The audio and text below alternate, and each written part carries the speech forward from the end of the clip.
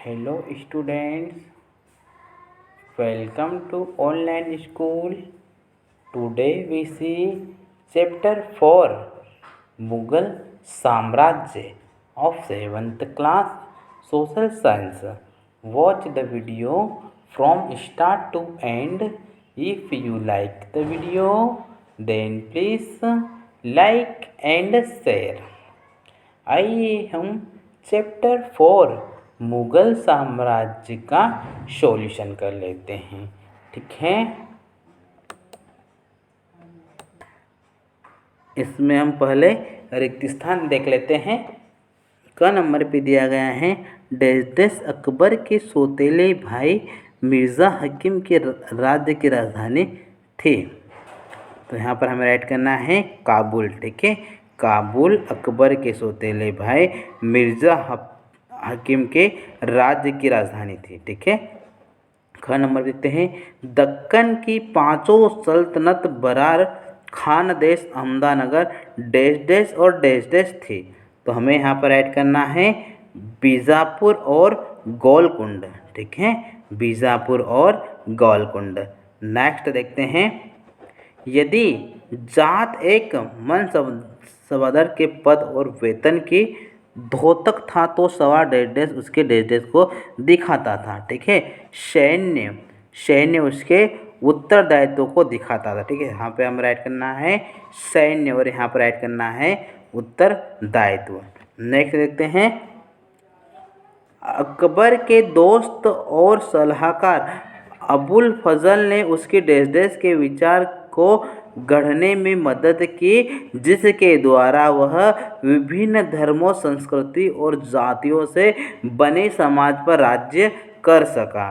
तो हमें यहाँ पर ऐड करना है सुलह कुल। ठीक है, अकबर के दोस्त और सलाहकार अबुल फजल ने उसकी सुलह कुल के विचार को गढ़ने में मदद की, जिसके द्वारा वह विभिन्न धर्मों, संस्कृतियों और जातियों से बने समाज पर राज्य कर सका। ठीक है, नेक्स्ट क्वेश्चन देखते हैं मुगल राज्य के अधीन आने वाले केंद्रीय प्रांत कौन से थे? मुगल राज्य के अधीन आने वाले केंद्रीय प्रांत कौन से थे? इसका आंसर देखते हैं मुगल साम्राज्य के अधीन आने वाले केंद्रीय प्रांत। ठीक है, मुगल साम्राज्य के अधीन आने वाले केंद्रीय प्रांत फर्स्ट नंबर पे दिया गया है दिल्ली एंड आगरा। ठीक है, नेक्स्ट क्वेश्चन देखते हैं मनसबदार और जागीर में क्या संबंध था? ठीक है, मनसबदार और जागीर में क्या संबंध था? इसका आंसर देखते हैं मनसबदार अपना वेतन राजस्व एकत्रित करने वाली भूमि के रूप में पाते थे। ठीक है, मनसबदार अपना वेतन राजस्व एकत्रित करने वाले भूमि के रूप में पाते थे, जिन्हें जागीर कहते थे। ठीक है, जिन्हें जागीर कहते थे और जो तकरीबन एकताओं के समान थी। ठीक है, और जो तकरीबन एकताओं के समान थी, परंतु मनसबदार मुक्तियों से भिन्न अपने जागीरों पर नहीं रहते थे। ठीक है, जागीरों पर नहीं रहते थे और न ही उन पर प्रशासन करते थे। उनके पास अपनी जागीरों से केवल राजस्व एकत्रित करने का अधिकार था। ठीक है, उनके पास अपनी जागीरों से केवल राजस्व एकत्रित करने का अधिकार था। वह राजस्व उनके नौकर उनके लिए एकत्रित करते थे, जबकि वे स्वयं देश के किसी अन्य भाग में सेवारत रहते थे। ठीक है, जबकि वे स्वयं देश के किसी अन्य भाग में सेवारत रहते थे। ठीक है, नेक्स्ट क्वेश्चन देखते हैं क्वेश्चन नंबर 5। मुगल प्रशासन में जमींदार की क्या भूमिका थी? मुगल प्रशासन में जमींदार की क्या भूमिका थी? इसका आंसर देख लेते हैं मुगलों की आमदनी का प्रमुख साधन किसानों की उपज से मिलने वाला राजस्व था। ठीक है, मुगलों की आमदनी का प्रमुख साधन किसानों की उपज से मिलने वाला राजस्व था। अधिकतर स्थानों पर किसान ग्रामीण कुलीनों यानी जमींदारों को अपना राजस्व देते थे। ठीक है, किसान ग्रामीण कुलीनों यानी जमींदारों को अपना राजस्व देते थे। एकत्रित किए गए राजस्व को जमींदार सरकारी खजाने में जमा करते थे। ठीक है, एकत्रित किए गए राजस्व को जमींदार सरकारी खजाने में जमा करते थे। ठीक है, नेक्स्ट क्वेश्चन देखते हैं।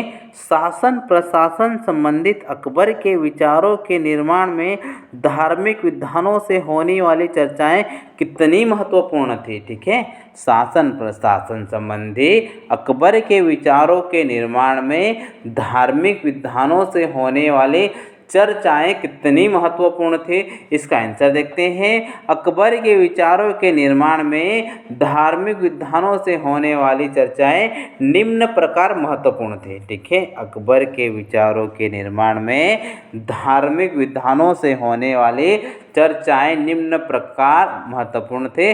फर्स्ट नंबर पे दिया गया है, धार्मिक चर्चाओं और परिचर्चाओं से अकबर को ज्ञात हुआ। ठीक है, धार्मिक चर्चाओं और परिचर्चाओं से अकबर को ज्ञात हुआ कि धार्मिक कटुरता प्रजा के विभाजन और असामंजस्य के लिए उत्तरदायित्व होता है। ठीक है, एक बार फिर से देख लीजिएगा, धार्मिक चर्चाओं और परिचर्चाओं से अकबर को ज्ञात हुआ कि धार्मिक कटुरता प्रजा के विभाजन और असामंजस्य के लिए उत्तरदायित्व होता है। सेकेंड पॉइंट देखते हैं, ये अनुभव अकबर को सुलह ए कुल या सर्वत्र शांति के विचार की ओर ले गया। ठीक है, ये अनुभव अकबर को सुलह ए कुल या सर्वत्र शांति के विचार की ओर ले गया।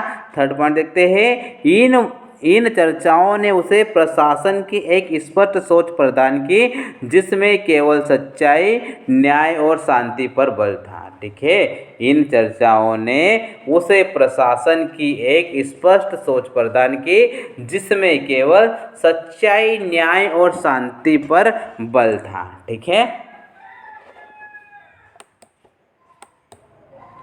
नेक्स्ट क्वेश्चन देखते हैं।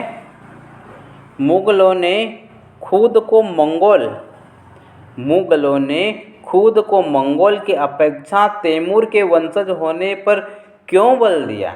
मुगलों ने खुद को मंगोल की अपेक्षा तैमूर के वंशज होने पर क्यों बल दिया, इसका आंसर देख लेते हैं। मुगल दो महान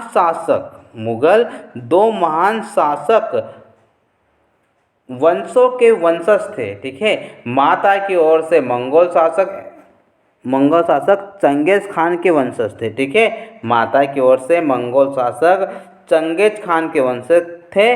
पिता की ओर से ईरान, इराक एवं वर्तमान तुर्की के शासक तैमूर के वंशज थे। परंतु मुगल अपने को मंगोल था। ठीक है, परंतु मुगल अपने को मंगोल था, मुगल कहलवाना पसंद नहीं करते थे।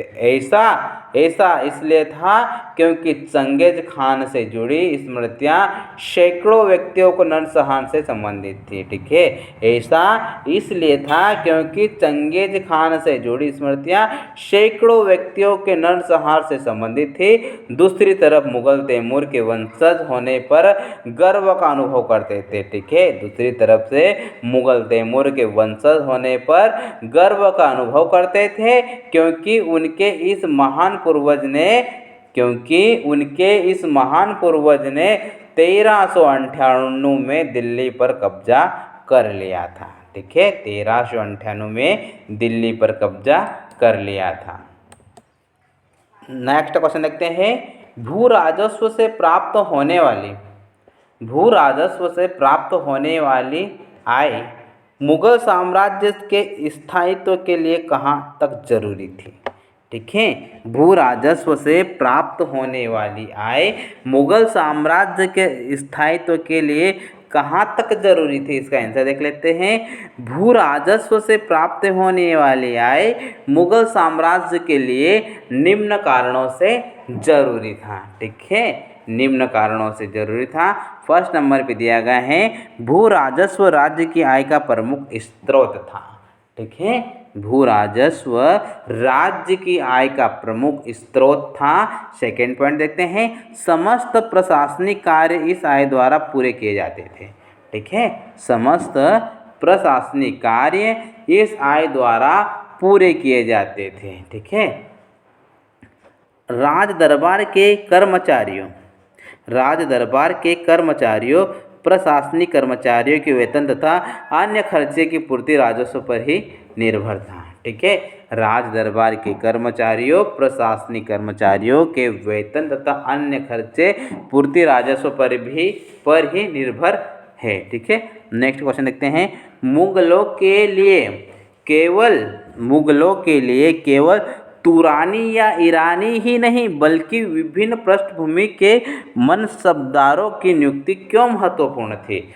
मुगलों के लिए केवल तुरानी या ईरानी ही नहीं बल्कि विभिन्न पृष्ठभूमि के मनसबदारों की नियुक्ति क्यों महत्वपूर्ण थे? इसका आंसर आ जाएगा, मुगलों के साम्राज्य में जैसे जैसे विभिन्न क्षेत्र सम्मिलित होते गए, मुगलों के साम्राज्य में जैसे जैसे विभिन्न क्षेत्र सम्मिलित होते गए, वैसे वैसे मुगलों ने तरह तरह के सामाजिक समूहों के सदस्यों को प्रशासन में नियुक्त करना प्रारंभ किया। ठीक है, प्रशासन में नियुक्त करना प्रारंभ किया।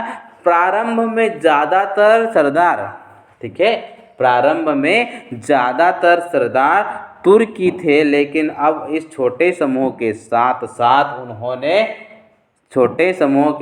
साथ उन्होंने शासक वर्ग में ईरानियों, भारतीय मुसलमानों, अफगानों, राजपूतों, मराठों और अन्य समूहों को सम्मिलित किया। ठीक है, इसमें मुगलों को भारत में अपने शासन का विस्तार करने में एवं उसे स्थायित्व प्रदान करने में सहायता मिली।